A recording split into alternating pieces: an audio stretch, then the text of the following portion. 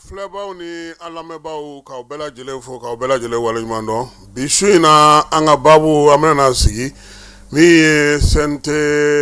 Abubakar Sidiki Fɔnba ye ale y'an ka su in na maa welelen ye yan'o cɛ sa ɲɛbila kibaruya misɛnnin dɔw bɛ an bɛ olu da u tulo kan Wolomasiri tɔw ye wulikajɔ min kɛ Marakala marabolo la Bamajɔle maa 50 u y'o de fa ni pankuru ye wulikajɔ ninnu bɛɛ lajɛlen y'a to sa minɛn minnu tun b'u bolo k'olu bɛɛ lajɛlen fana halaki maa ninnu kun kɛlen don sa ka to u ka degedegeyɔrɔ dɔ de sigi yiriju dɔw kɔrɔla la Marakala masurunya na kilomɛtiri 20 ka taa Marakala ale ni kɔrɔnfɛ yan fan fɛ pankuru kɔni ye tiɲɛni don u kun kosɛbɛ maa 50 Wolomasiri tɔw ka ɲɛma ko sa ko olu de kɔni tora ko in ale senfɛ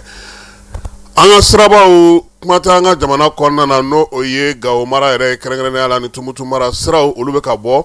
donita mobiliw y'a yira sa k'a fɔ k'olu bɛ ka se ka baara kɛ dɔɔni dɔɔni yaasa ka se ka taa ni minɛnw ye ani maaw n'u bolo minɛnw ka se ka se n'olu ye u seyɔrɔw la fala bi minisiri min bɛ ji ni kuranko kunna ale tun bɛ Tabakɔrɔkaw fɛ yen min ye Cɛmɔgɔ Tarawele ye a taa kun tun ye ka taa Tabakɔrɔkaw lamɛn degun min b'u kan nka o bɛnna ni jɛkulu min yɛrɛ ye so ninnu jɔ n'o ye ATT-bugu ye olu kun taalen don ji di ni Ala sɔnna a ma sini an n'a ko tɔ fɛsɛfɛsɛ maaw bɛ se ka ale ko faamuya cogo min na ka kɛ ni jidi ko in ye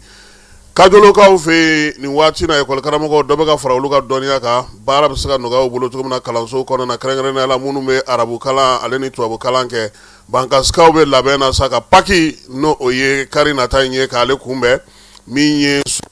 falen don tewu maaw bɛ taa ni ka segin la cogo min na u bɛ taa ni ka segin la ten bankas n'a lamini bɛɛ lajɛlen na bɛɛ lajɛlen wulila k'i jɔ n'o ye kerecɛnnakaw ye paki ale ɲɛnamali hukumu kɔnɔna na kulukorokaw olu ye wulikajɔ kɛ u ka sɛnɛko ta nasira fɛ sɛnɛ taabolo min bɛ u ka sigida kɔnɔna na n'o ye kulukoro yɛrɛ marabolo kɔnɔna na k'o kɔmasegi baaraw kɛ premier ministre ale fana ye sɛnɛkɛlaw ka ɲɛbila baara min kan ka kɛ kulubakaw fɛ n'o bɛ san kibaruyaw fɔ ale y'o ɲɛbila baara fana kɛ a ka baarakɛyɔrɔ la fala ye min ye bozodaga ye kayikaw fɛ yen a yɛrɛ sa k'a fɔ avril kalo tile fɔlɔ kɔni taa de wulila ale la nɛgɛ kanɲɛ 8 waati funankɛnin 2 n'o ye npogotiginin 1 ani cɛmisɛnnin 1 olu tora la muso kɔnɔma 1 o tora waleya ale senfɛ taji sɔngɔ yɛlɛla min ye mobiliw fana ye olu fana sɔngɔ yɛlɛlen don nin waati in na degun b'o kɔnɔna na ni Ala sɔnna a ma an na jiraw sɛnɛ kan Samalekaw olu fɛ yen u y'a yira sa kɔni k'a fɔ ko kalanso kɔni bɛ ka langolonya k'a sababu kɛ min ye denmisɛnninw bɛɛ lajɛlen bɛ ka taa damanda la ka dama k'o fisaya ni kalansow ye o bɛ ka kɛ kɛrɛnkɛrɛnnenya la Kangaba marabolo kɔnɔna na Masinakaw fɛ yaasa sogo bɛ se ka to sɔngɔ kelen na cogo min na préfet ale ye wele bila bɛɛ ma maa maa bɛ sogoko kɔnɔna na kunnafonidilaw ka taa se sogo baarakɛlaw bɛɛ lajɛlen ma bagan maralaw ni bagan ladonnaw ni bagan tulɔlaw k'u bɛɛ lajɛlen wele u ka jɛ ka kan kelen fɔ yaasa bɛɛ lajɛlen bɛ se ka o faamuya cogo min na fala ye FIFA ale bɛ a ka classement min kɛ san o san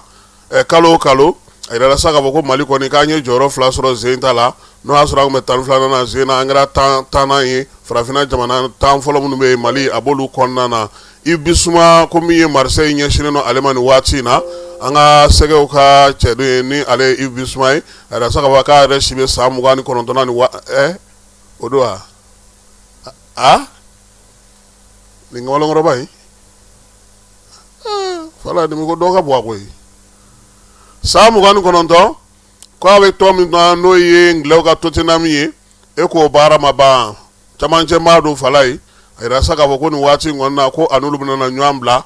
jɛkulu caman kɔni bɔlen don a nɔfɛ nka ko min ka surun a la kosɛbɛ k'o ye Marseille ye o tɛ Faransi sigi daminɛtɔ ye Kongokaw olu ye farafinna dafa tɔn 10 na min ye a ka jɔnjɔn a ka se sɔrɔ ka taa coupe du monde nata in kɛnɛ kan coupe du monde n'a kan ka kɛ jamana saba la Canada Mexique ale ni États-Unis yɛrɛ fala ye ko min ye Kongo ye nin t'u siɲɛ fɔlɔ ka taa coupe du monde na han san 1974 san Kongo n'o ye Léopard ye u ye coupe du monde u taara janjo la o y'a sɔrɔ a bɛ f'o ma ko Zaïre dɛ Yakuba Sila ale y'an ka sɛgɛw dɔ ye nin waati in na kɔni ale ka balontan jɔra pewu fala ye nka dege karamɔgɔya o sɛbɛn min bɛ di UEFA fɛ ko a y'o sɔrɔ a bɛ se ka kɛ dege karamɔgɔ ye bi na sɔɔni sisan min y'an ka maa welelen an b'ale ladon ka se ka baabu ka kara kuru ka to min na maaw bɛ se ka faamuyali kɛ su in na min ye honorable Abubakar Sidiki Fɔnba ye ale de bɛ an bolo yan conseiller don CNT ale kɔnɔna na.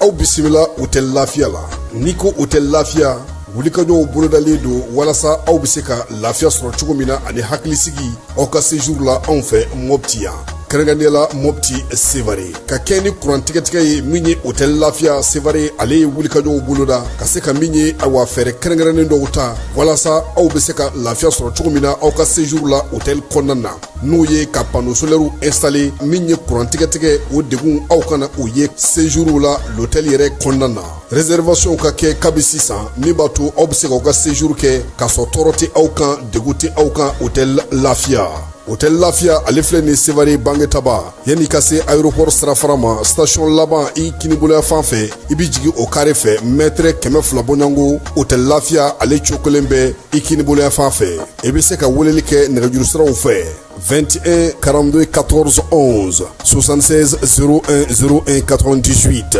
66 78 72 04 Hôtel Lafiya référence do.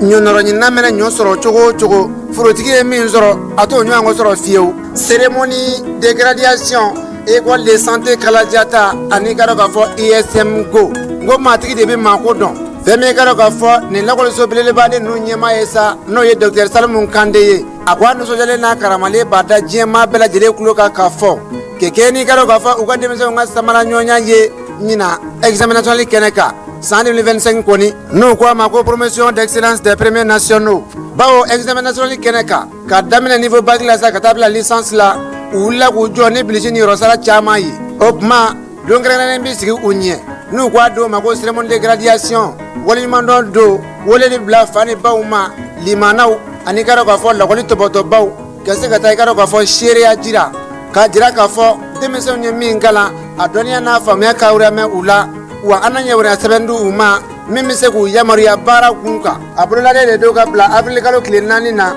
2026 nega kanya kono ndo no dana gosila pala de la culture Amadou Hampâté Bâ sal bazmana sisugo kono kene ba inza adefa de tale do ka di mahagili duru chani do ma mini karo ka fo nyini siraka ani dokotoro ya siraka aye para chamanke médecin nutritionniste no media afoko clinique sage tutiga ba docteur Mamadou Souare kwa nyama ya bitagadi docteur Souare ma ka sabu ke aka donia na aka famia ye yasa ndemesa nyoro nasega osira nyumata asababu nyuma afoko kitaka ko tege njiri docteur Salmun Kante la jelema amunun b'a fɛ ka voyager ka sɔrɔ ama degun sɔrɔ aka voyage kɔnɔna na compagnie de transport Somatra u y'a kanu kana ni kari kura caman ye kari minnu dilanna norme kɔnɔna na aw ka lafiya kama a suspension wo a climatisation a siège wo ni ye kari jɔlen ye foyi tɛ jigi kɔnɔ i bɛ se ka don a kɔnɔna na cogo min na Somatra e ka kari Somatra ne ka kari Somatra anw ka kari o hukumu kɔnɔna na kari ninnu bɛ sira ta don ko don Bamako Segu San Moti Kucala ka taa se Sikaso ma Keɲeba Kita o ma ɲina Yoro di Sahel maaw kɔ ka taa se Kolokani Jijeni fo ka taa se Bɛnma ma Somatra fiɲɛ foroko Somatra ka wuli hɛrɛ la ka se hɛrɛ la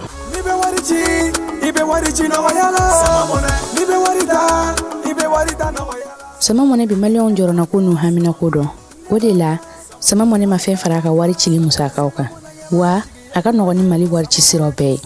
a ma da aw ma dɛ sama mɔnɛ bi dɔ fara aw de kunna wari kan ni wari bonisi ye awɔ ni wari bonisi ye kɔni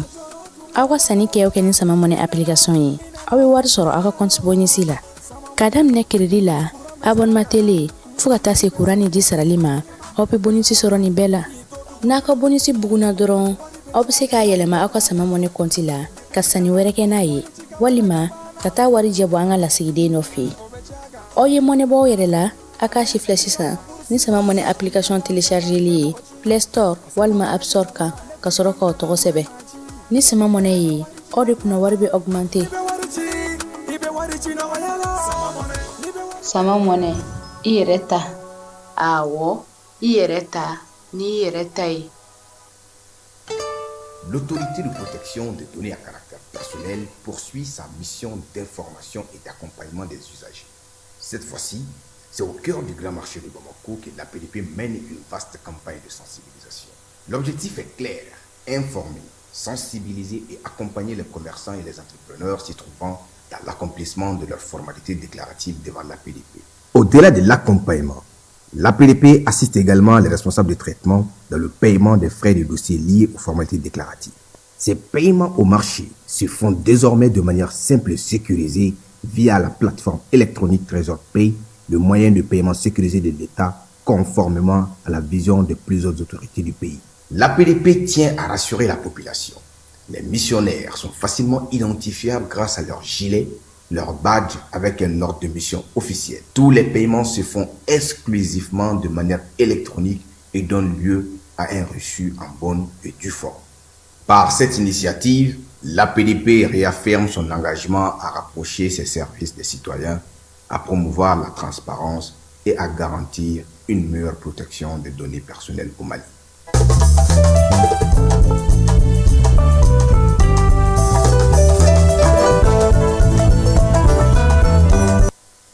An filɛbaw ni an lamɛnbaaw an y'a fɔ aw ɲɛna cogo min na bi su in na an ni maa min don o tɛ maa dogolen ye min ye Abubakar Sidiki Fɔnba ale de b'an bolo CNT kɔnɔna na dogolen tɛ maa si la sabula CNT maa don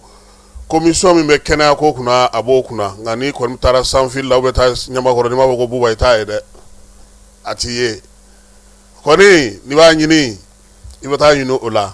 nin waati in na min ye CNT maaw yɛrɛ ye u bɛ labɛn na u kan ka walan ta a fɔ ma ko session d'avril ale baaraw kan ka sigi sen kan su in na an bɛna n'an da don o la munna CNT bɔra maa 121 na ka na kɛ maa 147 ye o laɲini sɔrɔla cogo min na CNT yɛrɛ bɛ labɛn na an y'a mɛn fana k'a fɔ ko yɛlɛma bɛna na kɛ dɔ tɛna fara maaw hakɛ kan k'a sababuya kɛ maa dɔw fatura olu kow kana kɛ cogo di ŋunuŋunu na fana sɛbɛn minnu bɛna na taa CNT kɔnɔna na yɔrɔ maa tɛ bɔ dunun kɔrɔ ka t'i fɔnɔ kɔni fɔ kɛnɛ ma o Abubakar Sidiki Fɔnba b'an ka kɛnɛ kan bi an na kuma kuran ni jiko kan tajiko an na an da don o fana na fɛɛrɛ jumɛnw sigilen don sen kan gouvernement yɛrɛ bolo ani labɛn jumɛnw bɛ sen na min ye démocratie ka san 35 sɔrɔli ye an nana dɔ fɔ o la wa an tɛna se ka wuli ka bɔ kɛnɛ in kan fiyewu jamanakuntigi kɛlen don ka fɛɛrɛ mun sigi sen kan kɛnɛya ko dan sira fɛ ka dɔgɔtɔrɔsow jɔ o laɲini yɛrɛ ye mun yɛrɛ ye an n'an da don o la k'a fɔ maaw ɲɛna ko miniti 60 de b'an bolo n'o ye heure 1 ye ka nin baabu in kɛ sabula kuran tɛ yen ni kuran tɛ yen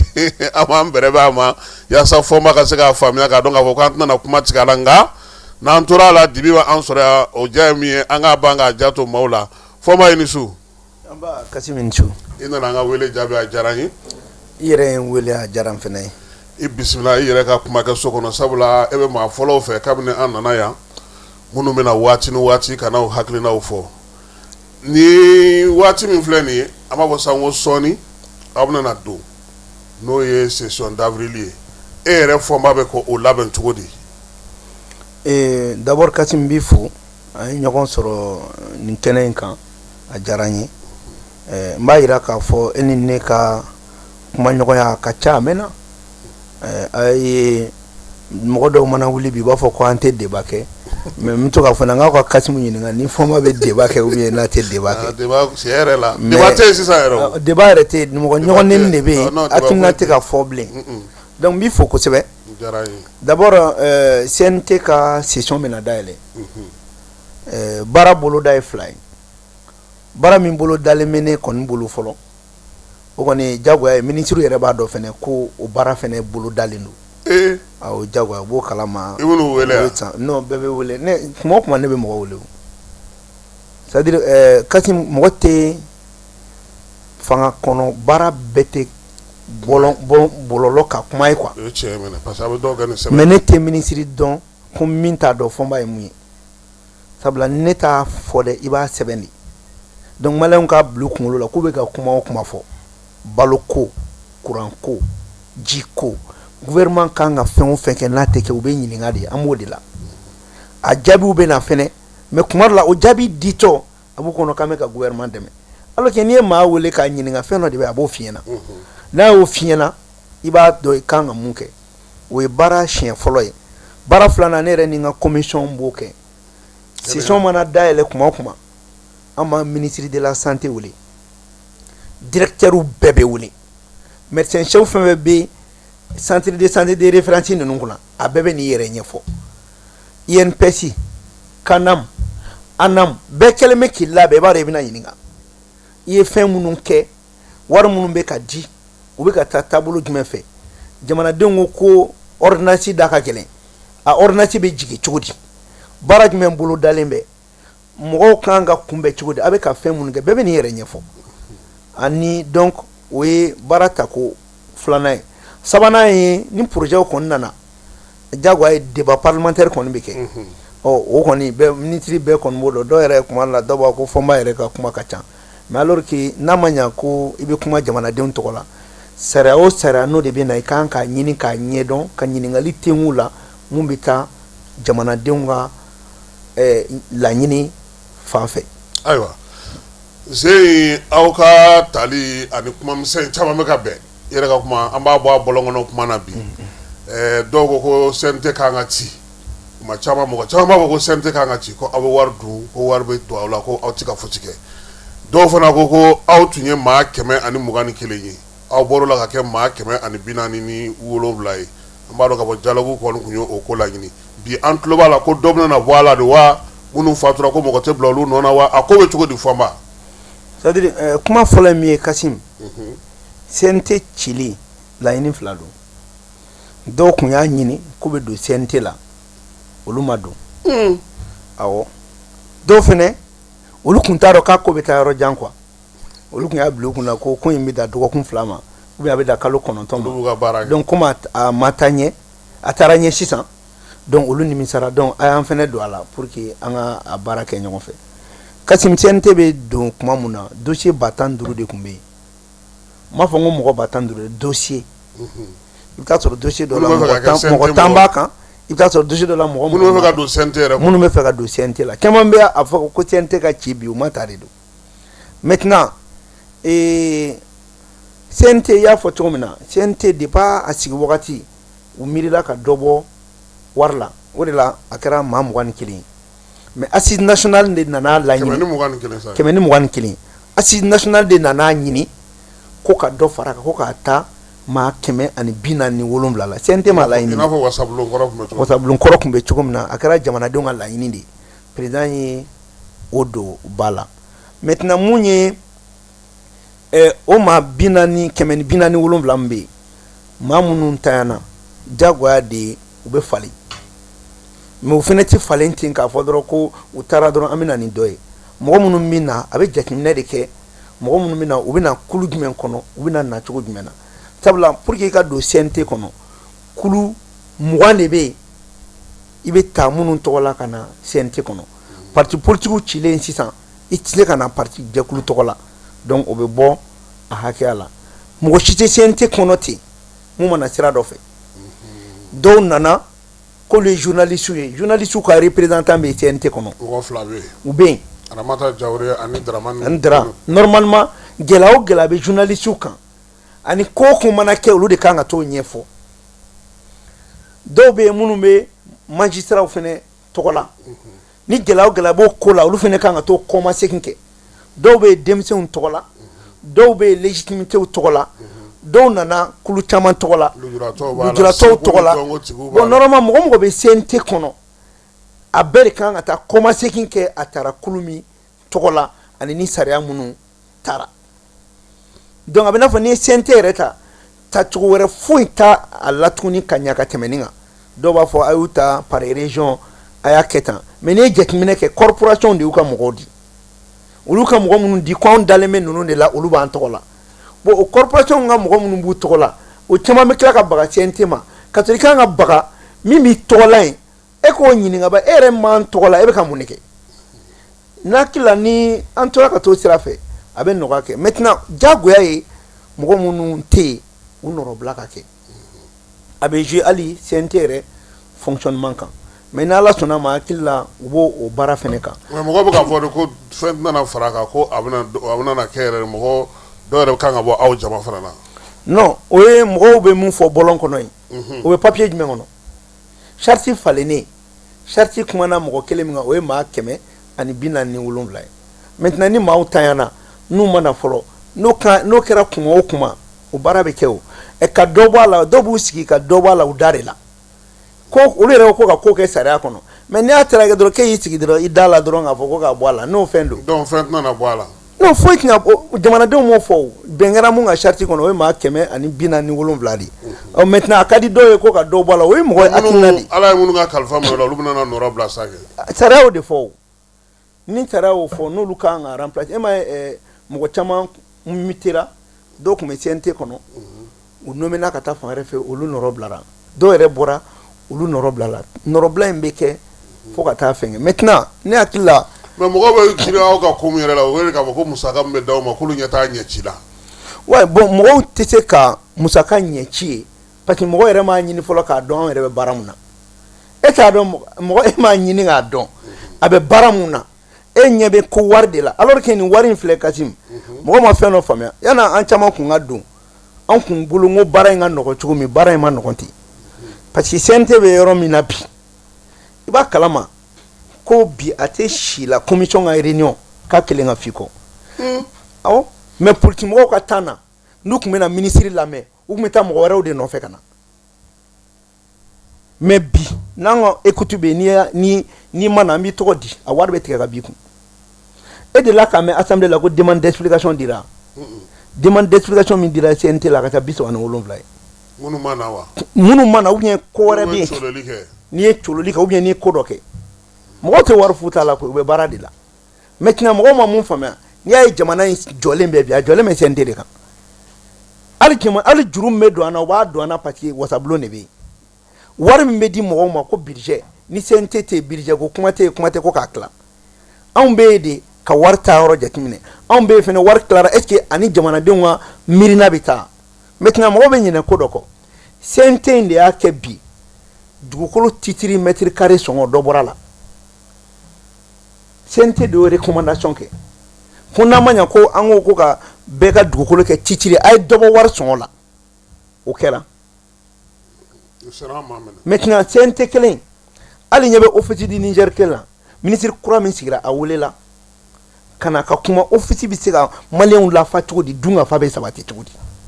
min nana kɔsɛbɛ Samake k'a wele ka taa sigi office du Niger a dun ka fa ko b'aw bolo cogo jumɛn an ye heure 3 de k'a kuma na wa i bɛ nin fɛn fɛn la nin bɛɛ bɛ wele maintenant fɔlɔ la min tun bɛ yen ni ministre welela dɔrɔn u b'a bila réseau sanfɛ nin welela an y'a kɛ tan i b'a kalama ko hali mendicité geribuya ko kan ministre 7 ne yɛrɛ y'a bɛɛ wele CNT la an bɛɛ kumana a kan ko o ko bɛ yen a ye sira ko kuma minnu fɔ Madina welela ka commission bɛɛ mɔgɔ wele a ye na ministre bi yan Mali sira ko bɛ cogo di kuma min na a bɛ ka kuma fɔ kuma min na a bɛ ka kuma fɔ anw dun ma bɔ o kalama awɔ mais c'est à dire problème ye min ye kuma dɔ la aw yɛrɛ ko an ye député minnu ye restitution k'an ka taa restitution min kɛ o wari bɔra ye pewu o tɛ yen kɔmasegin tɛ yen mais kɔmasegin kan ka kɛ minnu bɛ tɔn yɛrɛ kɔnɔ minnu tɔgɔ la bɛɛ de kan ka taa kɔmasegin kɛ i nana min tɔgɔ la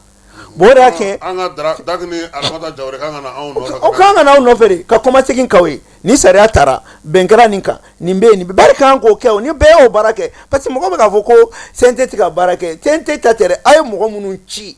a kun ɲininka ba in karisa e mun taara an tɔgɔ la e bɛ ka mun de fɔ yen ayiwa fɔma komi n y'a f'i ɲɛna cogo min na waati n'a cogoya kama an bɛna don an ka babu kun filanan na bi maliyɛn bɛɛ ɲɛ bɛ min na o ye tajiko dɛsɛ ye o ye kuranko dɛsɛ ye o ye jiko dɛsɛ ye hali bi minisiri taara yɔrɔ dɔ la k'a bɛ taa tabakɔrɔkaw lamɛn a yɛlɛmana ka kɛ ko wɛrɛ y'a bolo nka a yɛrɛ ye ɲɛfɔli kɛ a n'a ka mɔgɔw ye kibaruya ɲɛfɔli kɛ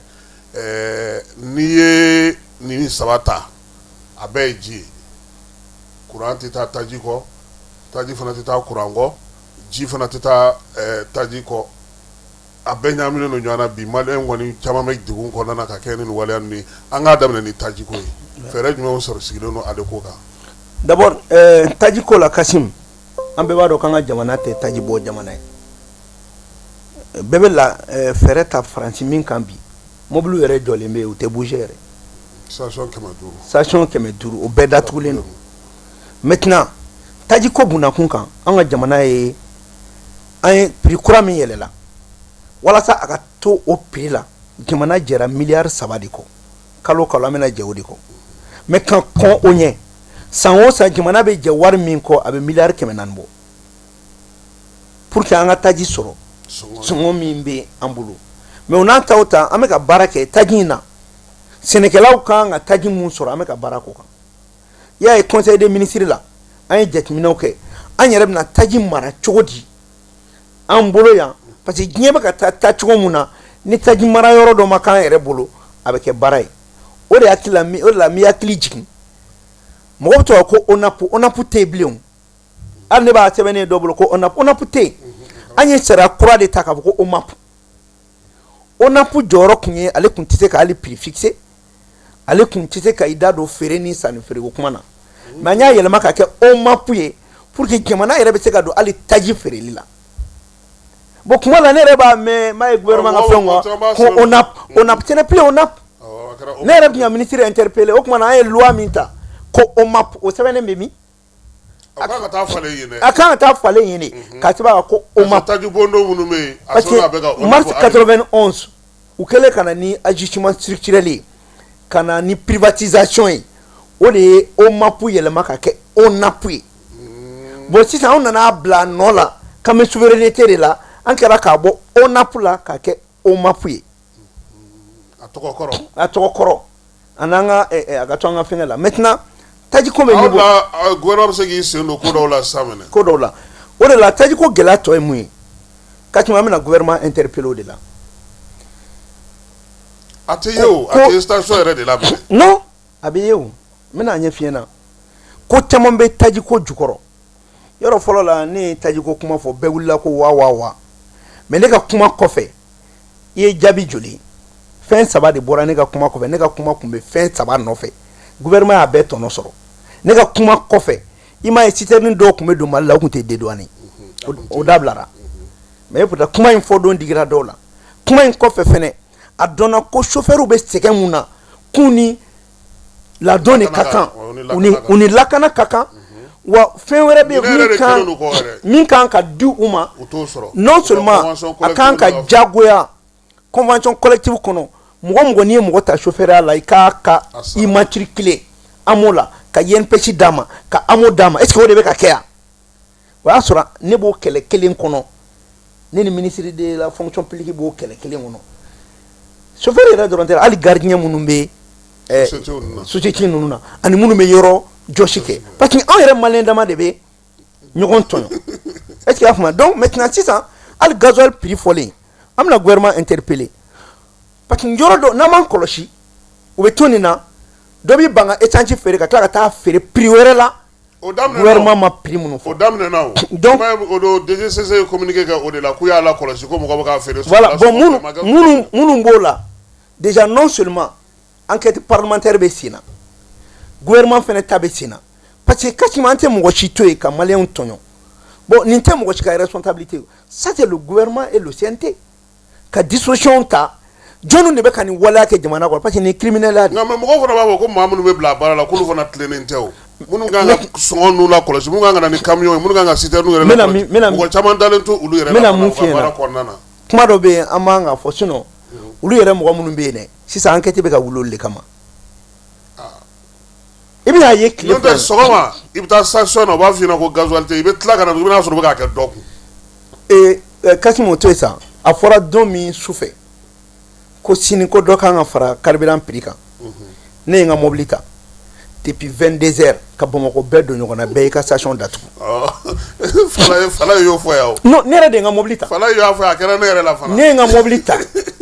k'a fɔ n denkɛ fɛnɛ n ko bɔn tugu n kɔ an ye Bamakɔ bɛɛ don ɲɔgɔn na station kelen ma dayɛlɛ. parce que u bɛ fɛ k'a sɔngɔ. moi je me suis posé la question est ce que nin fɛnɛ mun filɛ aw kun a y'aw banga ni min feere nin na est ce que a y'a sɔrɔ sɔngɔ min na est ce que o ni nin fɛnɛ ye kelen ye. mais est ce que ni dugu kun jɛra ni gouvernement kun nan'u jɔ ni min filɛ nin y'a kɔnɔ nin ye a y'o feere kɔrɔlen sɔngɔ la fɔlɔ u tun b'a kɛ yan a ɲɔgɔnna wɛrɛ tun tɛ kɛ. o de y'a kɛ ne ko Kassim mun na an tɛ hinɛ ɲɔgɔn na de. a don ne jigila misɛnyara kosɛbɛ parce que ne ko bɔn e bɛna nin wari min sɔrɔ a t'i nafa o. a tɛ foyi. bon an bɛ ka nin yɔrɔ ninnu ne yɛrɛ de wulila dɛ mɔgɔ kuma tɛ dɛ n yɛrɛ de wulila ka taa bɛɛ. an y'a daminɛ Tour d'Afrique fo wara ka sira fara a bɛɛ datugulen. e tɛ se wara ta yan ne y'a daminɛ sanfili la ka taga zone industrielle la k'o kɔfɛla ninnu bɛɛ lajɛ ka tila ka jigin ka na a t'a kɔnɔ de foyi ma dayɛlɛ. ni taara yɔrɔ min na n yɛrɛ bɛ n tugu komi u tɛ ne ka o mobili dɔ parce que u t'a dɔn ko ye ne ka mobili ni n taara u b'a fɔ non foyi tɛ ne fɛnɛ depuis yɔrɔ jan u b'u bolo kɔrɔta i ye mais ka sɔrɔ ne ka mobili kun a falen kun don carburant na mais o yɛrɛ course ye dɔ bɔ a la donc il faut que an ka hinɛ ɲɔgɔn na an ka jateminɛ k'a fɔ jamana bɛ cogo min na ni i ye carburant gɛlɛya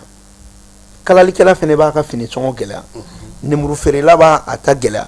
min bɛ transport la a bɛ gɛlɛya donc fɛn bɛɛ de bɛ gɛlɛya o senfɛ donc c'est pas du tout facile a ko man nɔgɔn mais a ka kɛ bɛɛ kunkolo la k'a fɔ ko jamana bɛ ka effort mun kɛ jamana tɛ quoi an bɛɛ de don. ayiwa fɔma min ye kuranko ye dun kuranko yɛrɛ bɛ ka kɛ dabalibanko ye mɔgɔ la mɔgɔ mana hakilila tigɛ kuma o kuma fɛɛrɛ minnu mana sigi sen kan gouvernement yɛrɛ bɛ wuli ka jɔ minnu na yɛrɛ a bɛ ka kɛ sanjikɔrɔ wɔsi ye parce que layidu caman taara a ma se ka timɛ a ma bɔ a siraw fɛ bi halisa kurantigɛ ko in bɛ sen na fɛɛrɛ ma se ka sɔrɔ a la pano ninnu kow bɛ cogo di fɔma i bɛ mun kalama a la. non Kasim min ye kuranko ye n bɛ maliyɛnw hakili sigi i b'a dɔn Kasim kuranko kuma ka ca mais baara caman de bolo dara baara min tun bɛ se ka kuranko nɔgɔya mais an nana an t'o la matériel dɔ incident de kɛra incident ye minɛn minnu sɔrɔ Kasim a wari ka ca dɛ donc o minɛn ninnu u bɛ ka commencer ka baara k'u la pour que an ka bɔ nin kɔnɔ il faut au moins une à 2 semaines pour que i m'a ye nin tile filanin na a can yɛrɛ dɔgɔyara yɛrɛ awɔ dɔgɔyara kosɛbɛ yɛrɛ ne yɛrɛ b'a kalama ne yɛrɛ ka so ne yɛrɛ ye mun kɔlɔsi dɔ ko ne ma ko non ko courant bɛ ka 6 heures de kɛ ne ko non ne ye 4 heures de ye dɔw yɛrɛ t'a sɔrɔ yɛrɛ voilà donc n'a taara o tacogo la a bɛ na ni tiɲɛniba de ye an kana ɲɔgɔn nɛgɛ courant ko dekun a bɛ maliyɛn bɛɛ de kan a bɛ faama kan cogo min na a bɛ fantan kan ten mais a gɛlɛya yɛrɛ fo a bɛna kɛ mɔgɔw tɛ se ka baara kɛ c'est ça le problème wa nin fɛn mun filɛ kuma la n'an kumana mɔgɔ t'a faamuya mɔgɔ tɛ se ka kɛ ko ni dusukasi b'i kan k'i t'a fɔ o de bɛ dɔ bɔ a la n'an ko n ko dusukasi bɛ mɔgɔw kan u kan'a fɔ Kasim o la n'u y'a t'u kɔnɔ u bɛ min labɛn e t'o dɔn mais an bɛ segin mun kan courant tɛ i b'i ka dusuma i b'a jira k'a fɔ courant tɛ wa kuma bɛ fɔ fɛnɛ parce que jamanadenw ka hakɛ dɔ de ye courant kan ka di u ma mais kuma min bɛ yen bon courant tɛ yen mais an ka jamana dafiri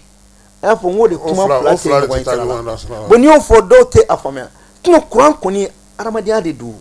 adamadenya tɛ taa kɔ c'est vrai que effort caman bɛ ka kɛ mais n bɛ min fɔ mɔgɔw ɲɛna bɛɛ k'a bila i kunkolo la ko hali o courant ko la session min dayɛlɛtɔ filɛ gouvernement b'a dɔn k'ale weletɔ don ministre b'a dɔn k'ale weletɔ don ɲɛfɔli bɛna kɛ parce que f'an k'a faamuya de parce que nin bɛɛ la a bɛɛ ma faamuya. a kana k'a faamuya yɛrɛ a ka kɛ fɛɛrɛ de ka sɔrɔ a la fɔlɔ. n'a fɔra ko k'a faamuya. pano ko filɛ nin kibaruya foyi tɛ ka d'a kan o solaire minnu bɛ ka don yɔrɔ 3 foyi tɛ ka fɔ mɔgɔ si. n'i m'a faamuya i tɛ se ka kuma o faamuyali ye jumɛn ye fɛn jumɛn bolo dara yanni waati jumɛn cɛ an bɛ se ka bɔ nin kɔnɔ pour que n'anw fɛnɛ kumana an kana na kuma fu fɔ o kuma kelen kana tugu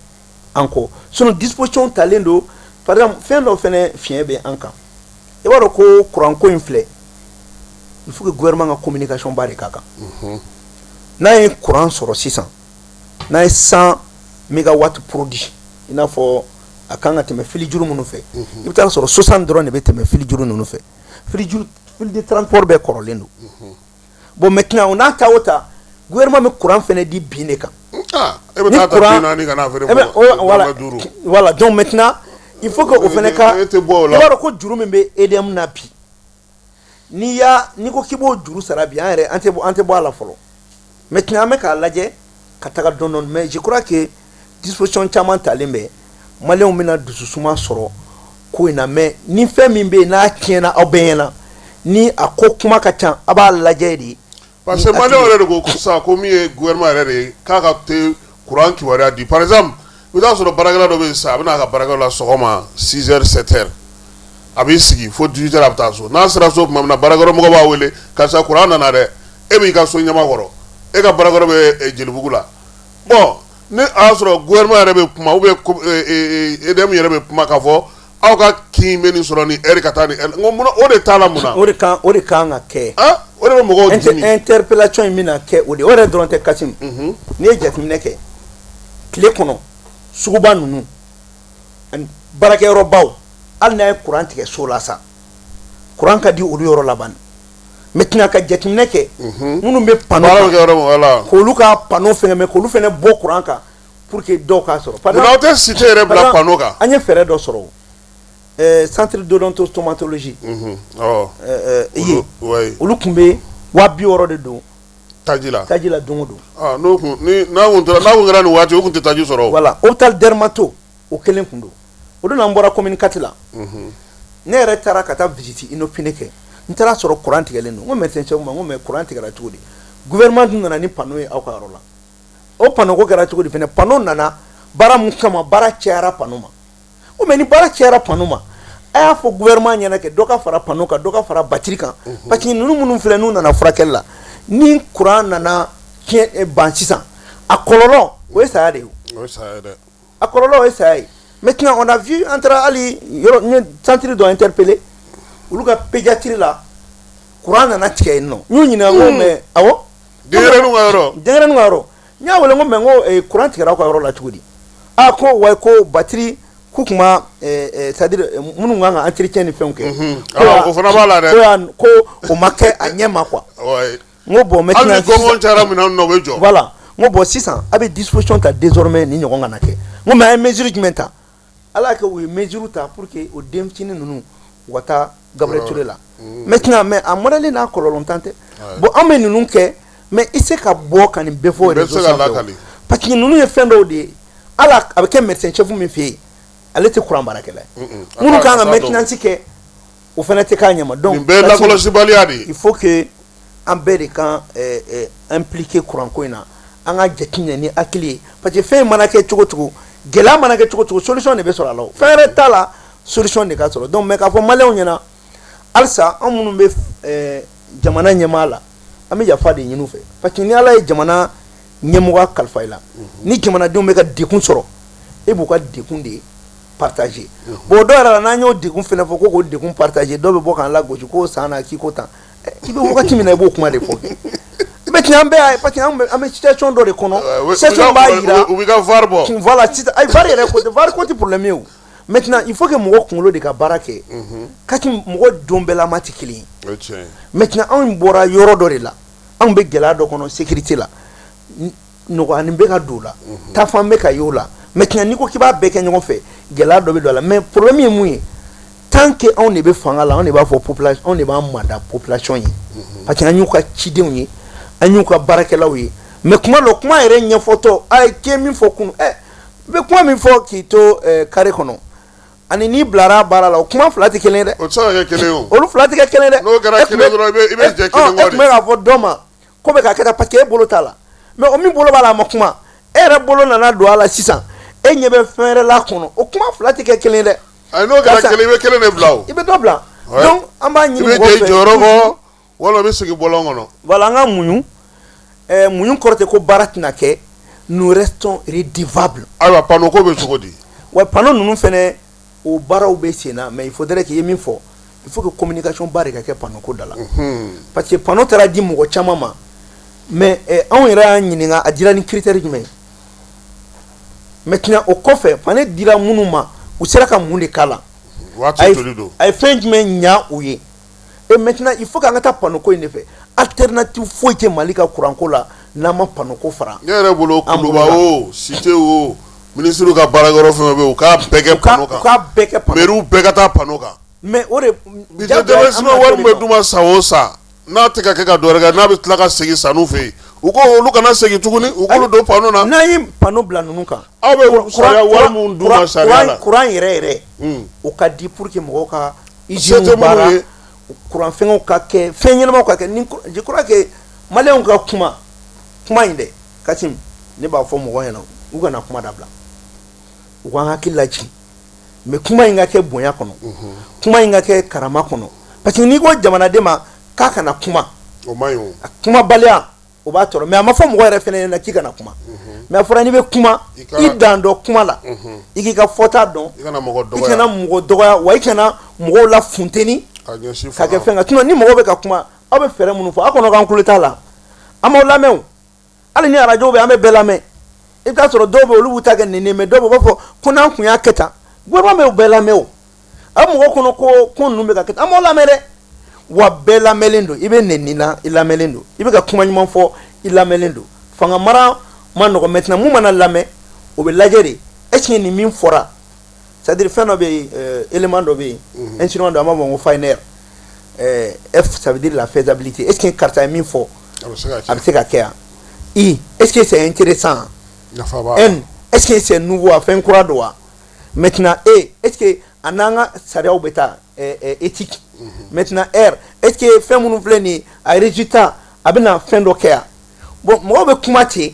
mais mɔgɔw mana kuma o kuma fɔ an fana b'a calculer ka bila ni minɛn de kɔnɔ k'a lajɛ sinon bon mɔgɔ an ye proposition mais proposition dɔ i b'a sɔrɔ c'est pas réalisable maintenant e filɛ ka nin minnu fɔ c'est réalisable wa a b'a to fɛnɛ dɔ bɛ bɔ wari bɔta la k'a lajɛ hali kariw bɛ yen ka panneau bila yɔrɔw la ka essayer ka fɛnw alimenter a bɛ nafa ba ɲa donc vraiment an bɛ segin ka fɔ kuranko la fɛn min bɛ ka kɛ a man di jamana ɲɛmaa si tɛ fɛ mankan ka wuli ka fanga nɔfɛ ka tun fanga bɛ cogo min a ka di jɔn ye ko mɔgɔw ka i to fanga la k'i dɔgɔya k'i ka baara ma ɲa donc ala ye mɔgɔ min bɛ fanga la a b'i yɛrɛ tɔɔrɔ donc a ka d'anw yɛrɛ bi maliyɛn bɛɛ ka lafiya kuranko la mais fɛn minnu don fɛn ko ŋunu bɛ u b'a fɔ cogo di bamanankan na fɛnw gulonnen bɛ ɲɔgɔn na quoi c'est à dire ni kɔnɔni tɛ nin yiri la ne tun bɛ kɔnɔni ni yiri fɛnɛ tɛ yen kɔnɔni fɛnɛ tun tɛ la donc fɛnw bɛ ɲɔgɔn na ten halisa an bɛ a fɔ jamanadenw ɲɛna a ka d'anw ye bi ka maliyɛn bɛɛ lafiya ni kuranko ye mais gɛlɛya min b'a kɔnɔ an b'an jija fɛnɛ gɛlɛya ninnu ka se ka nɔ an b'a fɔ an filɛbagaw n'an lamɛnbagaw ɲɛna ko bi su in na min ye Abubakar Sidiki Fɔnba wasabilen kɔnɔna na n'o ye furancɛla wasabilo ye o maa don jɛkulu min bɛ yen n'o bɛ kɛnɛya ko kunna a b'o baabu la Fɔnba min ye démocratie ye a ye san 35 sɔrɔ bɛɛ y'ale hukumu kɔnɔna na an y'a ye k'a fɔ ɲinan ta a kuma cayara dɛ bɛɛ bɛ ka i ta fɔ a bɛ ka taa sira bɛɛ lajɛlen fɛ mun nana n'o ye san 35 kun kan ka kɛ taasibila belebeleba ye ouais Kasim ɲinan ta jagoya a kuma ka caya ɲinan 26 mars a célébré y'a sɔrɔ parti politique cilen don o dusukasi bɛ parti politique la a célébré y'a sɔrɔ AM cilen don minnu fɛnɛ ye AM mɔgɔ kɔrɔ ye o dusukasi b'olu la o y'anw ka maaw ye bon a célébré y'a sɔrɔ dɔw bɛ kule la ko an ka taa élection na élection ko kuma tɛ ka fɔ bon ne nin bɛɛ fara ɲɔgɔn kan jagoya kuma bɛ caya mais ne bolo kuma caman tɛ nin ko ninnu na hali n bɛ to ka dɔw ka kuma lamɛn n bɛ n tigi n bɛ to ka yɛlɛ dɔw ko ne yɛrɛ ma ko ne yɛrɛ tɛ acteur ye ne ko mais n ka acteur kɔrɔ fɔ ɲɛna n k'a dɔn c'est-à-dire Kasim ni ne ye acteur kɔrɔ f'e ɲɛna e yɛrɛ b'a fɔ ko ja k'anw yɛrɛ bɛ k'a dɔn ko k'an bɛ k'an yɛrɛ nɛni quoi i bɛ acteur kɔrɔ dɔn wa minnu manipulera k'u bila ka kabakuru fili ka t'u ɲɛsin bali ma olu ka sa pour que cerveau minnu bɛ yen minnu bɛ k'an manipuler olu ka fanga ta donc quand on dit acteur là c'est minnu manipulera quoi nous on a été manipulé en tout cas ne pas se ma faga film te bana voilà maintenant kɛlɛ cɛfarin ani kɛlɛ tɔgɔtigi est-ce que o ye kelen anw tun ye kɛlɛ cɛfarinw de ye an taara an y'an si balo ma ne taara ɲini su la mɔrigu cɛ la mɔgɔ min taara ɲini su la mɔrigu cɛ la e bɛ se ka ko tɛ acteur ye maintenant olu ye acteur in kɛ ko e de y'a ko dilan quoi non défaut dɔ bɛ yen voilà tile fila in na ne bɛ ka mɔgɔ caman lamɛn voilà mais dɔw bolo k'olu kelen de ta ye démocratie kɛlɛ ye o de ye fili ye quoi o de c'est-à-dire mɔgɔw bɛ yen olu tɛ ka kuma bi voilà ɲɔgɔnlɔnbɔlaw lajɛ i y'olu ye kuma na ayi mais u ye min kɛ surtout wari voilà wari ye mun kɛ maliyɛnw Ismaël Jabate monument yɛrɛ sababuya bɔra mɔgɔ mun na ni k'olu ma bi ko aw dɔrɔn de don aw bolo k'aw jɛkulu ta maliden bɛɛ de don Kasim o yɛrɛ tɛ magistrat ye mun kɛ ouais mars 91 la ani baarakɛlaw mɔgɔ si ma kɛ maintenant pour que an kana démocratie ko in kɔnɔ Kasim la démocratie n'est pas en question c'est les hommes qui ont pratiqué la démocratie qui sont en question au Mali fanga mara cogo min ye démocratie ye minnu ye fanga mara kuma bɛ bɛ olu de kun kan mais kuma tɛ bɛɛ ya fanga kan a fanga dira an minnu ma bɛɛ y'a t'a yɛrɛ kɛ o mɔgɔ dɔ de bɛ bɛɛ y'a baara kɛ an tɛ min tiɲɛ fɔ ɲɔgɔn ɲɛna yɔrɔ dɔw b'a fɔ ko ATT ka wagati ko transition ma tɛmɛ kalo 14 kan n b'o jaabi fɛnɛ d'i ma bi munna ma tɛmɛ kalo 14 kan parce que fanga kun kan ka di minnu ma olu dɔnnen don aw fana fɔ mankan a ma nɔgɔ a tɛ taa zu bolo dɛ. non fanga kun kan ka di minnu ma a dɔnnen don quel que soit ni kɔni kun tɛ nin mouvement kɔnɔ a tɛ d'i ma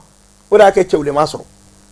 a fɔra cɛwule ɲɛna yɛrɛ ko hali ni i passera i tɛna passer i tɛ k'a ye minnu ye mankan ci donc fanga dibaga dɔnnen don kelen filanan minnu ye fanga ta programme kun t'u bolo faransi de ka programme kun bɛ yen cɛwule y'a fɔ ani alifa ka débat la k'i ka programme yira Ladima n'avait pas de programme ni cɛ min bɛ se k'o sɔsɔ kɛ lors du débat Alpha Omar Konare cɛwule Madu Konate Ladima n'avait pas de programme tontini Bajalo ka tontini fa ko Alpha k'e bɛ wari bɔ min ko tontini o y'a sɔrɔ o Bajalo ka tontini bɛ k'an bɛɛ tulo tigɛ bon maintenant programme kun tɛ yen programme kun t'u bolo u kun préparelen tɛ mais min y'u bila ci la parce que mars 91 mɔgɔ 3 de kun bɛ yen anw minnu ye acteurs ye anw minnu su ka taa kabakuru fili a k'an ɲɛsin marifa ma ani minnu fana bɛ kan anw manipuler sanfɛ ni nɔ n'o ye an ka ɲɛmaa ninnu ye wa olu fana kun manipulelen don Faransi fana fɛ voilà pourquoi on nous disait casser brûler tout la France va payer et maintenant o de y'a kɛ démocratie daminɛna dɔrɔn Faransi nana ni ajustement structurel de k'an ka jamana bosi an na k'Alifa yɛrɛ bila a bɛ wɔsi sara bɛ bɔ cogo min na fo ka a y'a kuma fɔ a y'a fɔ dɛ se de kun t'a ye bon maintenant olu ma mun fana faamuya o daminɛ pendant 30 ans Kasim fanga si tɛ yen min kun lafiyalen don hali IBK an bɛ jigin IBK la dɛ wallahi ils avaient les mains liées u tɛ se bon mais kɔsa in na mouvement mun kɛra o danfara ni dɔ in danfara ye jumɛn ye M5 ta M5 ta a bɛ minnu fana kɔnɔ k'olu ye cerveau ye olu fana tun tɛ cerveau ye mais olu t'a dɔn k'olu tɛ cerveau ye mais Kasim n bɛna fɛn dɔ f'i ɲɛna bi M5 sigira kalo 9 ka sɔrɔ k'u wele ka n'u bila kuma na cogo di n yɛrɛ tun b'a la ne bɛ k'o de f'i ɲɛna o n ko ne de bɛ k'o f'i ɲɛna an ye M5 initié 9 mois ka sɔrɔ maa si ma wuli maa si da ma don a kuma na a fanga jɔyɔrɔla kun ye mun ye o de kun ye constitution kura de bɛ na an bɛ bɔ nin constitution kɔrɔlen de kɔnɔ o miirila k'o bila sen kan mais olu bɛ bɔ o de y'a kɛ e ma M5 ka comité stratégique ma deli ka fɛn foyi f'i ɲɛna k'o y'u ka plan ye o de la ka plan f'i ɲɛna mais pourtant n'i hakili b'a la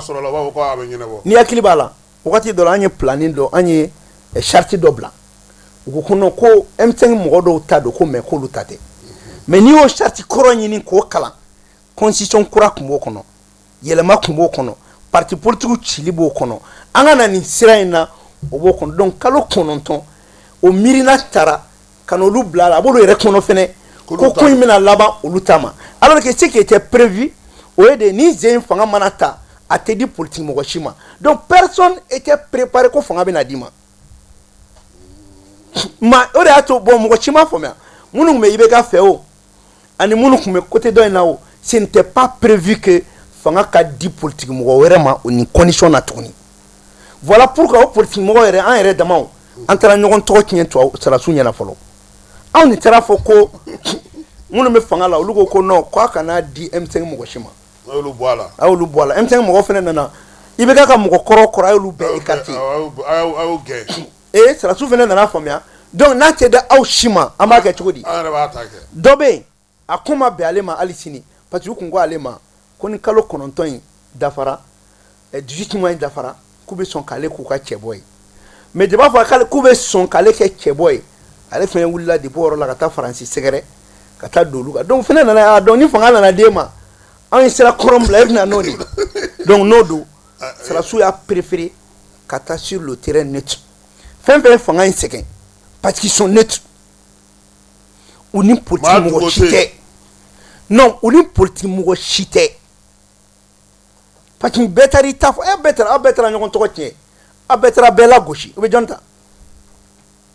aw maintenant aw bɛɛ dɔnnen kɔ aw fɛn mana kuma u b'a fɔ ɲɔgɔn ɲɛna k'i ɲɛ tɛ karisa la bon aw kɛra ka taa ɲɔgɔn kɔrɔfɔ aw bɛ taa Asimi kɔrɔfɔ Jawo ɲɛna aw bɛ taa Jawo kɔrɔfɔ Sadio ɲɛna aw bɛ taa Sadio kɔrɔfɔ Modibo Kone ɲɛna Wage bɛ taa kɔrɔfɔ Modibo ɲɛna olu y'o bɛɛ dɔn ko kuma bɛɛ fara ɲɔgɔn kan n'u sigi o kuma kan karisa ye nin fɔ karisa ye nin fɔ karisa ye nin fɔ bon aw bɛɛ dɔnna olu b'a dɔn cogo olu bɛ aw to cogo di k'o fanga di aw ma. Fama i ka kuma ye tiɲɛ mais c'est comme ça. donc kelen ka tugu ye nin fɔ minɛ ko minnu taatɔ filɛ nin ko olu ni tɔ ninnu fana ka kuma bɛɛ ye kelen ye. voilà maintenant k'u bɛna ɲɛɲini. bɛɛ nana. Prytanée la o y'a sɔrɔ Sadio de bɛ fɛnw présider. voilà bɛɛ nana ka bɛɛ tɔgɔ tiɲɛ bɛɛ nana ka bɛɛ kɛ mɔgɔ lankolon ye bon maintenant n'an bɛɛ ye mɔgɔ lankolon ye sa o ni jɔnni bɛna kɛ solution min tun bɛ yen o ye ka partiw ci de pour que parti kura ka falen ni hakilina kura mun bɔr'o la hali ni mɔgɔkɔrɔ y'o la o tɛ problème ye bon fanga bɛ nin gɛlɛya de la ninnu ka problème bɛɛ ye parce qu'ils sont neutres u tɛ ka parti fosi dɛmɛ u tɛ ka mɔgɔ dɛmɛ mais o de fana mun filɛ o fana tɛ continuer Kasim n'i ye fanga ta a bɛ se yɔrɔ dɔ la i bɛ sira de dilan i yɛrɛ ɲɛ ni ma da mɔgɔ la fana jagoya i bɛ da dɔw de la k'olu bila ci dɔw la i n'olu fana bɛ baara dɔw kɛ ɲɔgɔn fɛ pour que ka kuntagala dɔw di ɲɔgɔn ma parce que i tɛna élection organiser ten k'i kɔ don a la o diɲɛ fanga foyi tɛ yen k'e bɛ fanga dilan ten k'a di mɔgɔ dɔ ma k'i kɔ don o tɛ yen o. i bɛ dɔ de labɛn. n'i y'a ye ATT ye fanga di Alpha ma a yɛrɛ tun bɛ nalen de o c'était préparé pour que ATT ka na Alpha a été obligé ka candidat joli bɔ Adema la est ce que 6 wa 7. ka ca dɛ. maintenant ka Soumaïla affaibli ka Adema yɛrɛ affaibli et démocratie sara depuis o wagati un candidat indépendant aw parti joli bɛ ka na aw bɛɛ ci ka kɛ président. a ko yanni a ka Soumaïla ma a y'a fɔ minɛ k'ale indépendant nana ko kana parti bâti. voilà maintenant au parti ko nafa ye jumɛn ye maintenant autre chose que les gens doivent comprendre an bɛ ka ɲɔgɔn sɛgɛn fu dɔrɔn de la Kasim démocratie yɛrɛya a sigilen bɛ fɛn 5 de kan fɛn 5 fɔlɔ o ye jamanadenw ka dun ka fa ye san 35 dun ka fa sabatira a sigicɛn 2nan o ye kalan ye o kalan kɔnɔna na jamanaden dɔw de bɛ dilan maliyɛn den kura dilanna pendant 35 ans an ye mun yira denmisɛnninw na taasira jumɛn b'u la duw kɛra cogo di kabilaw kɛra cogo di u ye mun de y'u ɲɛna foyi école tɛ yen san 35 kɛnɛya bɛ cogo di an bolo hali bi an bɛ ka baara k'o kan e bɛ se Kasim bɛ se k'a faamuya bi cogo di ko le coût de l'ordonnance pali dɔrɔn traitement 30 000 mais an bɛ taa min. ne yɛrɛ kɔni farafinna jamana la ne tɛ min faamu a fɛn fɛn ye fanga ta an yɛrɛ dɔrɔn tɛ dɛ a si ma se ka dɔgɔtɔrɔso dilan a yɛrɛ bɛ furakɛ min kɔnɔ a yɛrɛ ka jamana na. voilà maintenant n'i y'o fana bɔ yen Kasim i ye kɛnɛya ta i ye kalan ta i ye dun ka fa ta maintenant sanni ni feere bɛ cogo di anw bolo armée bɛ cogo di anw bolo an ka ɲɔgɔn ɲininka bi mun ye maliyɛn tiɲɛ tan bi Kasim gindo tɛ mara maa si kɔnɔ bɛɛ bɛ taa fɔ bɛɛ da la est-ce que o de tun ye anw ye yan mara tɛ yen du tɛ yen dutigi t'a ka bilanka ka du kɔnɔ den t'a ka bilanka n'a fa n'a ba cɛ ne fa ni n ba bɛ n bolo cogo di fɛn fɛn ɲɔ ɲalen don ko yɛrɛkirasi bɛɛ b'i yɛrɛ bolo ten bɛɛ ka bɛɛ kɛ fɛn ye mais e Kasim b'a dɔn cɔ n'a fɔra k'an ka taa Segu n'an seginna a bɛ si e la mɔgɔ min ka kɔrɔ ne ye e k'i kan yɛlɛ o kunna a bɛ si e la e k'a fɔ ko i kɔrɔkɛ den t'i den est ce que den b'e bolo ka tɛmɛ i kɔrɔkɛ den kan mais mun yira l'anw na nin san 35 kɔnɔ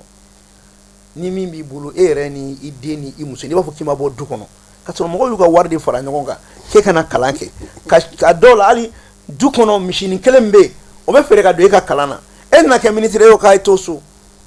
an bɛɛ ye so to yen bɛɛ yɛlɛmana Bamakɔ donc démocratie tɛ en question an minnu y'a waleya kɛ c'est nous qui sommes en question wa mɔgɔ bɛ ka débat bila yɔrɔ o yɔrɔ u bɛ ka débat kɛ mɔgɔ ko ye mɔgɔ ko tɛ o c'est le système de maɲi maintenant an donna min kɔnɔ sisan o ni démocratie u sigilen bɛ fɛn 2 de kan les 30 premières années c'était sur l'ajustement structurel le libéralisme français an tun b'o de la maintenant Assimi nalen 30 ko non k'ale t'o la bilen ko la souveraineté an ka yɛrɛya ko maintenant la démocratie participative jamanadenw bɛ min fɔ wa an sago bɛ an ka fɛnw na an ka sara bɛ an yɛrɛ bolo an ka fɛn b'an yɛrɛ bolo fɔlɔ la tɔw tun b'a fɔ ko n'an ma nin kɛ an b'a ka sara tigɛ bien an ka wari bɛ b'an yɛrɛ de bolo an ka sara tɛ bɔ mɔgɔ si kun maliyɛnw ka wari kelen in de don a wari ma taa yɔrɔ wɛrɛ Kasim ni jamana kelen in na maintenant a fanga 2 u bɛɛ ye kelen yɔrɔ jumɛn na administration kelen min tun bɛ yen pendant 35 ans o de bɛ yen anw kɔni nana an ye sanfɛla yɛlɛma mais an ma kɔnɔna yɛlɛma mais tant que an ma kɔnɔna yɛlɛma président bɛ initiative fɛn fɛn nɔfɛ a ti ɲa parce que dɔw de b'a ta a nu ta k'a tiɲɛ Kati dɔw bɛ jamanadenw tɔɲɔ bi administration kɔnɔ i tɛ se ka da la quoi e ma ye ne filɛ ne ka kuma ni mɔgɔ caman parce que ni ne y'a mɛn k'i bɛ ka nin kɛ dɔrɔn ne bɛ n ta sɛbɛn ministre ma n ko n ye nin ye nin yɔrɔ in na a bɛ cogo di caman bɛ ne ka sɛbɛn nin o b'a dɔn ko caman bɛ bɔ k'u ka mɔgɔ bila ka ne nin dɔwɛrɛ tɛ dɛ parce que hali k'i to yen ne tɛna kuma mɛ sɛbɛnni min kɔni ne b'o jaabi e b'o dɔn par exemple imagine denmisɛnnin minnu nana k'u bɛ ka sɛ baara kɛ Kulukoro yɔrɔ ninnu na maintenant a wagati la gɛlɛya bɛ dar'u kan hali sɛsi min kan ka d'u ma olu tununa an ko bɛ se ka kɛ cogo dɔ o kɔni tɛ k'anw ɲɛna hali sini ni secɔn dayɛlɛ la an b'u wele k'u ɲininka jamana ye wari min don k'a ka sɛ mara minnu kɛ a bɛ cogo di maintenant e Kakim yɛrɛ k'a lajɛ an bɛɛ ɲɛ filɛ dɔw bɛ ka kɛlɛ dɔ daminɛ bi ko Orange ni Maltel ka kɛlɛ mais Kakim olu ka kɛlɛ tɛ o anw wasadenw de kan ka nin kɛlɛ ta e Orange anw bɛ min ka wari don crédit la e de bɛ don dɔ fɔ ne ɲɛna ko n'o banna ko ne ye wari min don n ka crédit la ko y'o bannen mais o bɛ kɛ ni sariya jumɛn ye c'est basé sur quelle loi maintenant ne bɛ tila ka n ka fɛn ta i bɛ bonus di ne ma ko bon ni nin don banna n y'i ka bonus ta c'est comme Katim e k'a fɔ ko bon fɔ ma n jɛra nin wari kɔ k'a di ma maintenant e ka kɛ ka fɔ ne ko fɔ n k'o dun nin wagati kɔnɔ yanni tile fila cɛ ne ye nin kɛlɛ fɔlɔ de daminɛ avec Malitel n ko an kana to ni contrat banna ka na renouveler ni Marocain an k'a kɛ à 100% mais gouvernement y'a kɛ 51% mais c'est pas suffisant jamanadenw de bɛ ka tɔɲɔ nin wari minnu filɛ nin a bɛ ka taa jamana wɛrɛ de kun à l'époque moi j'ai dit wala a tɛ tɛmɛ banquiw fɛ dɛ mais à l'époque a si wari tɛ tɛmɛ banque fɛ à l'époque Katim ne y'a proposé n ko il faut mettre une plaque de supervision et de transactions téléphoniques wari o wari ni Orange b'a di a bɛ minute hakɛya mun jeni Orange man ka fɔ anw ɲɛna ko ale bɛ nin minute hakɛya jeni AMRTP ka baara de y'o ye o voilà AMRTP yɛrɛ kan ka bɔ nin plaque bɛ tɛmɛ AMRTP la o AMRTP tɛ ka AMRTP ta de u b'a fɔ AMRTP ɲɛna de dɛ k'an ye nin minute hakɛya de n y'o de fɔ a kan ka k'olu de fɛ olu de kan ka minɛn ɲini ka u bɛɛ kiimɛ a kɔnɔna kan i n'a fɔ min ɲɔgɔnna bɛ Niger voilà o la i b'a dɔn i ka hakɛ ye min ye voilà olu de bɛ Orange wele awɔ i kan ka nin wari hakɛya de di an ma parce que ala bɛ ka wari minnu tigɛ maintenant anw de b'a f'u ɲɛna ni transfert modèle de kɛra kalo min sara aw kan ka ne di jamana ma mais ce n'est pas à eux de nous dire o dɔw la wari de bɛ taa yɔrɔ dɔw la an tɛ wari min ta yɔrɔ dɔn a tɛ tɛmɛ banque fɛ o a tɛ tɛmɛ banque fɛ donc maintenant kɛlɛ min bɛ ka kɛ bi Orange ko la ani kɛlɛ min bɛ ka kɛ Maltel ko la maliyɛn ɲuman minnu bɛ ka kɛ an b'u fo mais Katim nin ye anw de ka kɛlɛ ye parce que a wari bɛ ka jɛ anw de la anw de bɛ ka sariya ta wa k'u sigi k'a bila u kunkolo la ni ɲininkali bɛ na tugun dɛ parce que n bɛ fɛ k'a fɔ mɔgɔw ɲɛna u k'a bila u kunkolo u bɛ ka kɛlɛ o kɛlɛ kɛ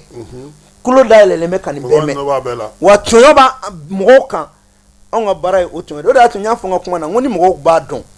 CNT ye mun ye u bɛ kɛlɛ fu dɔ la u bɛ bɔ a kɔnɔ a ye taa kɛlɛ bila CNT kɔrɔ an bɛ o de kama na aw tɔɲɔna an ka sariya tɛ ka bato a bɛ taa CNT la ni transport don a ye taa commission transport la ni loi don a ye taa commission loi la ni éducation don a ye taa commission éducation la ni santé don a ye taa santé la ni muso ka hakɛ don a ye taa promotion de la femme la et que ni maliyɛnw y'a kɛ ten ka na ni problème ye ka na bila o solution bɛ sɔrɔ a tɛ sɔrɔ n'a ma sɔrɔ an bɛ wuli aw kama kɛ bon maintenant a dɔw bɛ yen aw yɛrɛ ko restitution t'a la an yɛrɛ minnu b'an débrouiller ka taa ka kumaw ɲini an fana bɛ tila ka dɔgɔya k'u bɛ politique la k'u bɛ campagne na alors que o ye investigation parlementaire de ye ka taa mɔgɔw lajɛ gɛlɛya minnu b'u kan k'u ka kumaw lamɛn e ye fɛn dɔ fɔ ta Tabakɔrɔ jiko la maintenant jiko la ministre tɛ wuli ka taa ten jiko kuma na o i bɛ ka directeur de wele o kuma na Tabakɔrɔ jiko sigilen bɛ mun de la n'i y'o dɔn i taatɔ i bɛ na ni fɛn de y'i bolo e tɛ taa kuma na o ministre tɛna ko n nana kuma na koyi ministre bɛna de ko n nana dɔ di tu as vu le ministre de l'administration territoriale a taalen Suguni kura la n k'a kun ma de k'an bɛna sugu de jɔ a nana ni fɛn de ye o a nana ni balo ye o ministre ka wuli yɛrɛ ma ka taga k'i bɛ taa kuma jama fɛ e ni fɛn ma na i mana ɲɛfɔ ɲɛna ko nin kun bɛ yen depuis yen na i b'a fɔ ko bon fɛn m'an bolo ka na tu dis au directeur trouve tous les moyens pour que nin jiko ka ɲɛ e de b'a ɲini fɔlɔ k'i ka service technique fara ɲɔgɔn kan mun ni mun de bɛ nin ko in na n bɛ fɛ k'a bɛɛ dɔn yanni ka taa maintenant n'e taara e ka premier rôle ye mun ye c'est de convaincre d'abord la population o ye mun ye n mana dɔ wɛrɛ la n nana ji de d'aw ma maintenant o ji mana di ko n b'o tɔ kɔfɛ abo fo ɲɔgɔn ɲɛna mais ni taara ji tigɛlen bɛ mɔgɔ la yanni k'a fɔ k'e bɛ kuma e ma communication fɔlɔ kɛ ko ni nana min di parce que an b'o kɛ dans la gestion gouvernementale ni ne y'a dɔn sa ko ne bɛna taa Tabakɔrɔ ko mɔgɔw dusu funtɛnnen don i bɛ mɔgɔ dɔw ci dans les coulisses u bɛ mɔgɔ dɔw ɲini ko ko ministre bɛ nalen cɛ a bɛna fɔ k'a ka jiko bɛɛ ɲɛnabɔra non bi kɔni ni ministre nana kuma bɛɛ bɛ ban o ministre mana na fana a bɛna nin kɛ a bɛna nin kɛ donc vous préparez psychologiquement la population mais tiɲɛ e mana na o la i kunbɛ cogo min parce que o b'a sɔrɔ a fɔra dɔw ɲɛna ka ban k'a bɛna nin de bon mɔgɔ minnu dusu ka yɛlɛ dɔw b'a fɔ karisa hakili tigi dɛ fɛn b'a bolo ka na d'an ma koyi a dalankolon tɛ se ka se a dalankolon tɛna se donc u bɛ mɔgɔw dusu faga parce que Kati il faut que an ka ɲini fɔlɔ ka maliyɛn dɔn quoi ayiwa fɔnba n'an bɔra marisi kɔnɔ an bɛ n'i yɛrɛ ka kɛnɛ kan sisan an y'a ye k'a fɔ dɔgɔtɔrɔso caman bɛ ka kurakuraya jamanakuntigi wulila k'i jɔ ko san 1 kɔnɔna na min ye Bamakɔ CSRF 6 ye k'a bɛɛ ka kɛ hôpital ye a baaraw bɛ cogo di nka n'i y'a ye mun yɛrɛ laɲini b'a kɔ kɔnɔ Kati jamana ɲɛmɔgɔ y'a ye k'a fɔ jamanadenw sɛgɛnna fanga in nɔfɛ jamana ɲɛmɔgɔ y'a dɔn fɛnɛ k'a fɔ ko kɛnɛya danbe ni hɔrɔnya de don Kati ni maa o maa dɛsɛra k'i ka denbaya furakɛ maloya de don jamana ɲɛmɔgɔ y'a jateminɛ fɛnɛ k'a fɔ Kati wari min bɛ don maliyɛnw na ka taa kɔfɛ Tunisie ni Maroc a wari ka ca a na jateminɛ kɛ fɔlɔ musow fɛnɛ jigintɔ saya cayara i y'a mɛn réseau kan bɛɛ ko muso jigintɔ saya bɛ ka caya denmisɛnnin saya bɛ ka caya maintenant bɛɛ nana fɔ ko kɛnɛya sabatilen tɛ ko n'i taara dɔgɔtɔrɔsobaw la u b'i ŋanamu ka taa clinique la jamanakuntigi ye nin bɛɛ de jateminɛ ka hôpital de district jɔ walasa o hôpital de district kɔnɔna a minɛn ka caya ka tɛmɛ clinique ta kan mɔgɔ ka kɛ fɛnɛ minnu bɛ fɛn dɔn ka tɛmɛ hali clinique fɛnɛ kan pour que maliyɛnw fɛnɛ ka furakɛ sɔngɔ nɔgɔya la u ka furakɛ dɔgɔtɔrɔso la dɔgɔtɔrɔso min n'a minɛ ni a minɛ ni diɲɛ minɛ bɛɛ bɛ taa ɲɔgɔn fɛ o de la yanni dɔgɔtɔrɔso kura ninnu ka jɔ santé la fɔlɔ an ye carte sanitaire de la kura nana o kɔrɔ ye mun ye o de bɛ kuma dɔgɔtɔrɔso kura minnu bɛna jɔ minɛn jumɛn kan ka bila o kɔnɔ unité jumɛn bɛ bila o kɔnɔ jamanakuntigi ye jateminɛ kɛ ko ni kari kelen dɔrɔn ye accident kɛ bi Mali la o kari kelen mɔgɔ jama Gabriel Ture tɛ s'a kɔrɔ ayi kari kelen mɔgɔ mana accident kɛ bi Gabriel Ture tɛ s'a kɔrɔ hôpital du Mali fana tɛ s'a kɔrɔ non hôpital du Mali yɛrɛ ka baara bɛɛ t'o fɛnɛ ye o fɛnɛ spécialisé len don fɛngɛ wɛrɛw de la Gabriel Ture de ye hôpital d'urgence ye maintenant ni minnu bɛna kɛ Bamakɔ hali ni kari 7 binna ɲɔgɔn fɛ Ala k'an kisi a bɛɛ ka prise en charge bɛ se ka kɛ yɔrɔnin kelen maintenant Gabriel Ture bɛ désengorger a b'a ka taa fɛn fɛn ɲini Gabriel Ture la a tila bɛɛ bɛ kɛ dɔgɔtɔrɔsobaw la sokɔnɔmɔgɔta ninnu na jiginni ɲuman bɛ kɛ wa a bɛ bila norme na min b'a to i tɛ ɲɛbɔ clinique yɛrɛ fɛ n kɔni b'a dɔn ni nin ko banna clinique caman bɛ datugu o jɛlen don parce que a ye consigne mun d'an ma fɛnɛ i t'i to nin na public la k'i bɛ taa baara kɛ privé la an bɛ k'o sariya tɔ bɛ ka na mais an bɛna kɛ de telle sorte que mɔgɔ minnu bɛ baara kɛ dɔgɔtɔrɔso ninnu fɛnɛ na sɔrɔko gɛlɛyaba kana na u la c'est à dire k'a fɔ ko wariko gɛlɛya b'i minɛ f'i bɛ taa ɲɛbɔ fɛn wɛrɛ fɛ o tɛna kɛ donc a bɛna kɛ sisan n'i bɛ clinique la i bɛ clinique la professeur tɛ se ka taa rendez-vous d'i ma tuguni non professeur bɛ to hôpital la yen ni kan ka na fɛnɛ hali ni heure banna professeur b'i furakɛ o yɔrɔ kelen na ye dès que i fixera yɔrɔ min na i bɛ to yen donc professeur yɛrɛ yamaruyalen tɛ ka taa clinique la i ka clinique la cogo di mais Kasim ne bɛ min f'i ɲɛna même u bɛ ka taa clinique min na an bɛna o baara daminɛ e b'a dɔn ko clinique bɛɛ kan ka na n'a ka cahier de charge de oui, cahier de charge, c'est ce qu'on va faire. Ils vont nous amener leur cahier de charge. Cahier de charge de kuma, mine akaya jumɛn b'e bolo, mɔgɔ akaya jumɛn kan ka furakɛ e bolo, spécialiste jumɛn b'e bolo. Ni cahier de charge nana, e bɛ sɔn ka fonctionnaire dɔ tɔgɔ fɔ an ɲɛna ko bɛ ka clinique la. Ko in fɛɛrɛ bɛ yen koyi, parce que an bɛna. non nin fana kun bɛ ten yan. non mais ko nin bɛ yen nɔ. Tu sais que Kasim an ka problème ye min ye, a man di mɔgɔ si ye an ka bɔ sira kɔrɔlen de kɔnɔ. bɛɛ bolo k'ale ka hɛrɛ b'o la alors que mais i bɛ se k'a faamuya kɔsa in na clinique dɔ la patient kelen ka ko tension ye u ka musokɔrɔba bi n taara clinique la i b'a dɔn tile 3 i b'a dɔn joli fu ɲɛna 1,600,000 ne ko a tigi ma nana ye k'u ka a ordonnance bɛɛ vérifier u ye fɛn minnu kɛ u ka nana ye bon kɔfɛ o yɛrɛ ye ne ka élan perdu k'u bɛnna la ne ka élan perdira ye denmisɛnnin dɔ fana ko ji b'a kunkolo kɔnɔ u y'o fana bɔ a b'a fɔ ma ko céphalie hydrocéphalie maintenant ko ji b'o la k'u bɛ t'o kɛ taara n'o ye clinique dɔ la ko 1,2 million ne ko ma n k'u ka a fɔ n ɲɛna ko kun jumɛn na a bɛ taa 1,2 la u y'o lasegin o nɔ la o laban nana opérer 200 ne y'o ko tɔ fana sɛgɛsɛgɛ ja u y'o to an ka hôpital dɔ fana la ka t'o ko tɔ kɛ clinique dɔ la mais Kassim aujourd'hui an bɛna kɛlɛ kɛ mun yɛrɛ la i bɛ taa dɔgɔtɔrɔso la ordonnance tɛ dɛ analyse gansan b'i bolo ban fɔlɔ ordonnance fana coût fana élevé len don am tam e mana ordonnance yɛrɛ mana sɛbɛn dɔrɔn i ja bɛ tigɛ quoi e yɛrɛ bɛ ne yɛrɛ min kɔlɔsi banabagatɔ min bɛ yen e bɛ sa fɔlɔ ka sɔrɔ banabagatɔ tɛ yen maintenant mun de bɛna ni nin bɛɛ ye o de y'a kɛ président nana dɔgɔtɔrɔsoba in a bɛ dayɛlɛ nin de kama dɔgɔtɔrɔ b'i wasa don ka banabagatɔ lajɛ de ka analyse kɛ ten pipaw i mana taa i tɛ lajɛ ka ɲa scanner a bɛɛ bɛ ɲini ka di e ma et maintenant même hali fura sɛbɛnyɔrɔ la fura dɔw kan ka sɛbɛn ko paracétamol parce que paracétamol plaquette ye dɔrɔmɛ 20 ye mais e b'o to e b'a sɛbɛn ko doliprane alors que doliprane ni paracétamol a bɛɛ principe actif ye kelen ye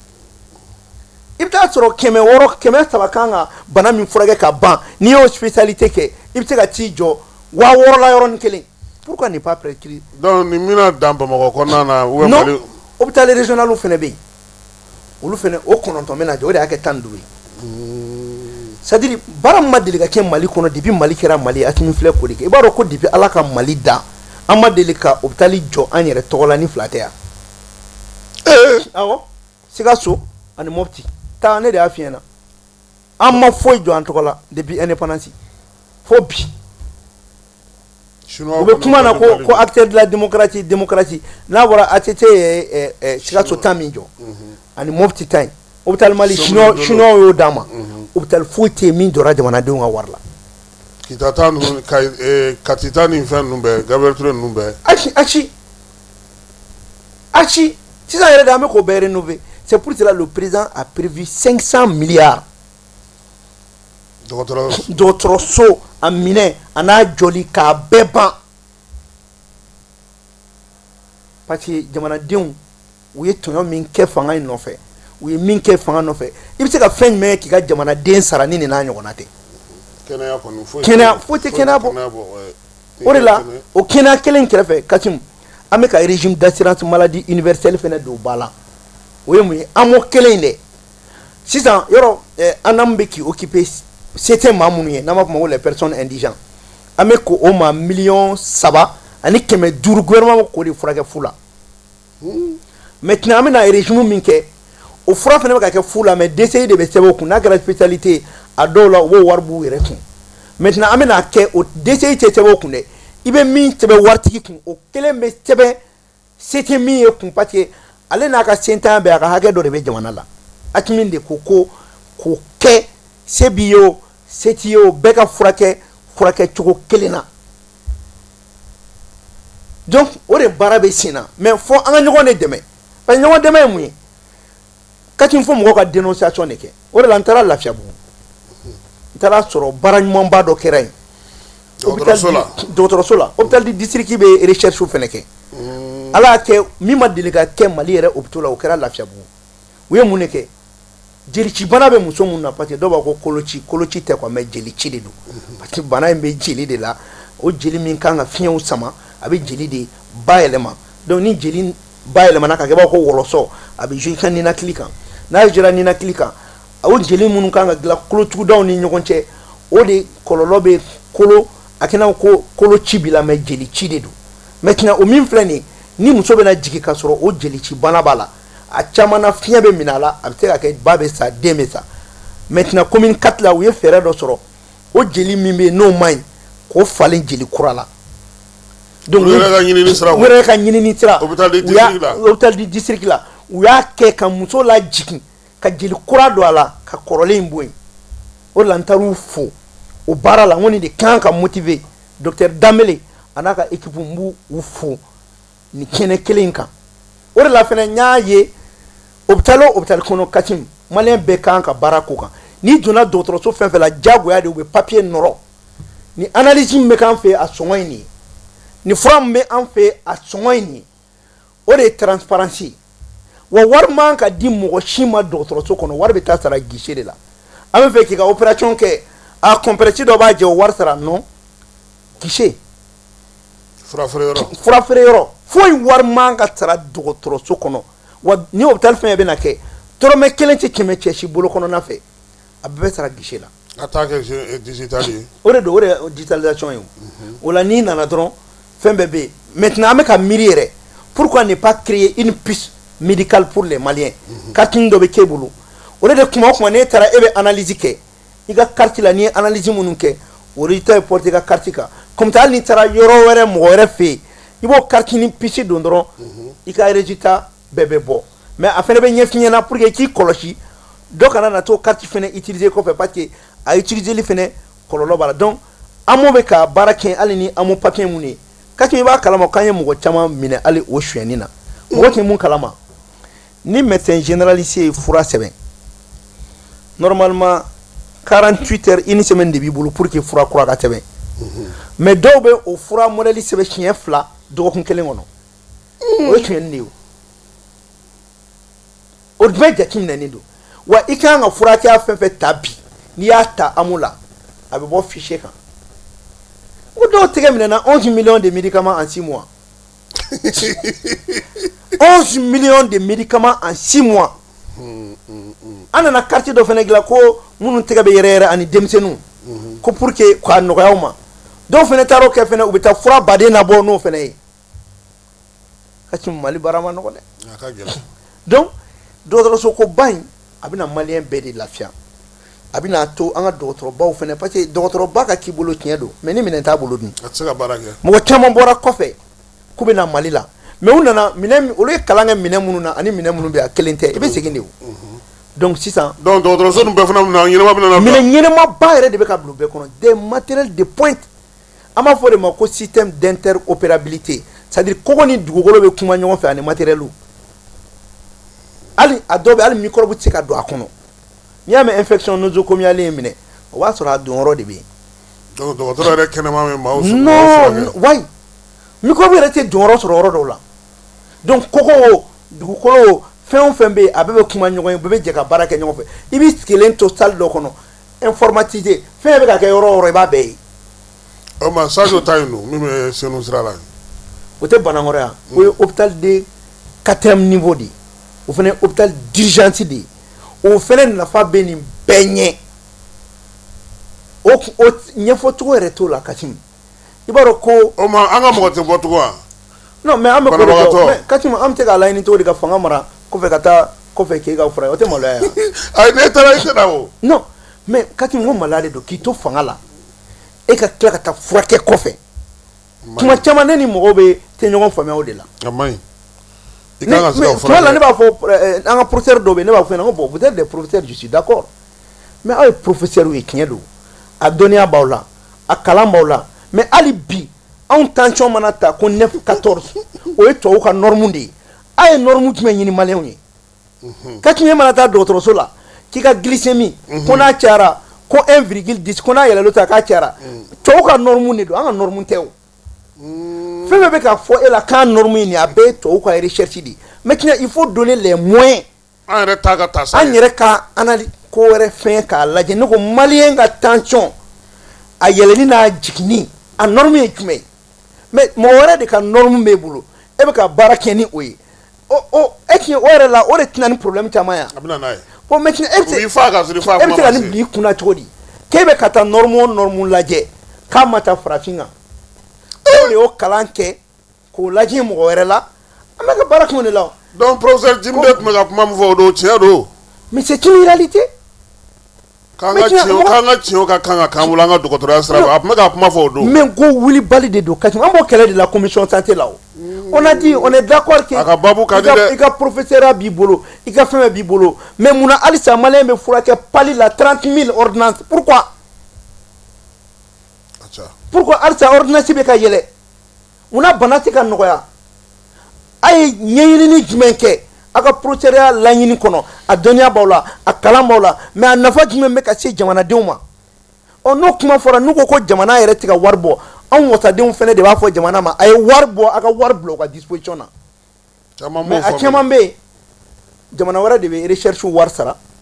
c'est lui qui finance le résultat l'appartient maintenant alors qu'il y a un système de santé donné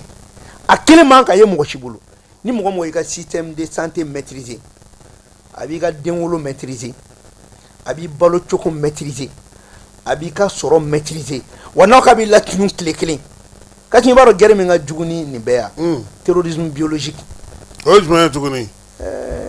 kati terrorisme biologique et manipulation biologique do ka juguni ni be folo ni kele sera niveau do be banakse de glan ka bla kana jamana de on kama banakse mana do ka juguni fembe